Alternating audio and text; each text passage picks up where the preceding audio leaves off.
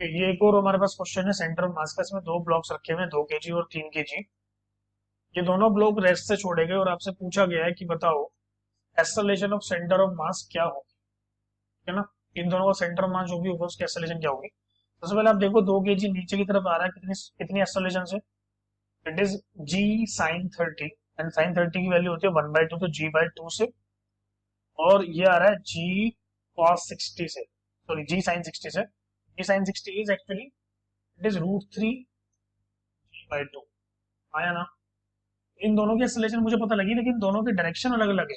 और acceleration is a vector quantity, तो direction का ध्यान रखना पड़ता है, ठीक है ना। तो हम लोग क्या करेंगे, इसको ऐसे सॉल्व ना करके इसके दो कंपोनेंट करेंगे, एक कंपोनेंट ऐसे, एक कंपोनेंट ऐसे। इसके भी एक कंपोनेंट ऐसे और एक कंपोनेंट ऐसे, हॉरिजॉन्टल और वर्टिकली कंपोनेंट कर देंगे, ठीक है।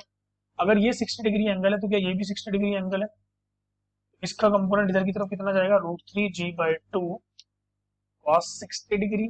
और इसका कंपोनेंट इधर की तरफ कितना जाएगा, ये 30 डिग्री है, तो g/2 कॉस 30 डिग्री। ऐसे इधर वाला कंपोनेंट आ जाएगा g/2 साइन 30 डिग्री, और इधर √3 g/2 साइन 60 डिग्री। ओके, सबसे पहले मैं x डायरेक्शन में सेंटर मास की एक्सेलरेशन निकालता हूँ, ax। फॉर्मूला आएगा m1a1x plus m2a2x upon m1 plus m2। Okay, ax की वैल्यू आएगी, m1 कितना है, मान लो 3 kg है, और इसकी x डायरेक्शन में कितनी एक्सेलरेशन है, √3 g/2 into sine cos 60। cos 60 की वैल्यू कितनी होती है, 1/2। m2 की देखो, m2 है 2 kg, और इसकी एक्सेलरेशन उधर की तरफ है, तो इसलिए इसको नेगेटिव लिखा जाएगा, तो -g/2 इंटू √3 cos 30 की वैल्यू मैंने लगा दी है, ठीक है। अपॉन टोटल मास है 5। कितना आएगा, ध्यान से देखो, ये आएगा 3√3 g/4, और ये माइनस आ जाएगा बीच में, तो ये आ जाएगा 2√3 g/4 अपॉन 5। 3√3 माइनस 2√3 कितना आ जाएगा, √3 g/4 into 5, and that is equal to √3 g/20। ये मेरा ax आ गया।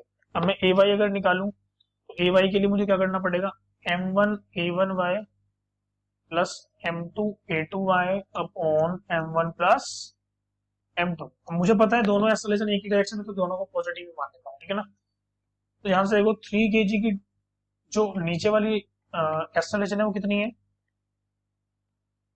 √3 g/2 साइन 60 का मतलब √3/2 प्लस m2 कितना है 2 kg इंटू इसकी एक्सेलरेशन कितनी है, g/2 साइन 30, तो मतलब g/2 into 1/, upon total mass है 5।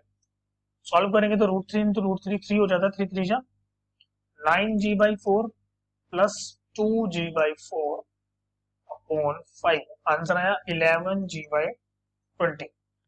ये आ गया मेरा ए वाई। ओके, अब ए एक्स और ए वाई अगर आ जाता है तो आप सबको पता है कि ए एक्स जो आएगा मेरा वो इस डायरेक्शन में आएगा, और ए वाई आएगा इस डायरेक्शन में। तो इसका मतलब क्या, रिजल्टेंट कहीं पे बीच में जा रहा होगा, कहीं पे एग्जैक्टली बीच में नहीं, बट कहीं पे तो जा रहा होगा ना। तो ए को मैं क्या लिख सकता हूँ, √ऑफ ए एक्स का स्क्वायर प्लस ए वाई का स्क्वायर। सो सॉल्व करूंगा तो कितना आएगा, ए इक्वल टू √ऑफ ए एक्स का स्क्वायर करूंगा तो उसका स्क्वायर आएगा 3g² / 400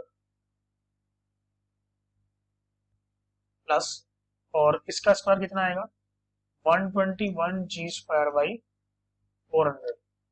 ए इक्वल टू जी भी बाहर आ गया और 20 भी बाहर आ गया, अंदर क्या बचा, 3 प्लस 121। यस और नो। इसको मैं सॉल्व करके बोल सकता हूँ ए इक्वल टू, ये जी की वैल्यू 10 होती है ना, तो 1/2 लिख दो √ऑफ 124। बस, 124 को अगर सॉल्व करना है तो आप लोग कर सकते हो। बाकी मैं इसको ऐसे लिख सकता हूँ कि it is under root of 31 into 4 upon 2, और ये 2 से 4 कट जाएगा, तो आंसर आएगा ए इक्वल टू √31 मीटर पर सेकेंड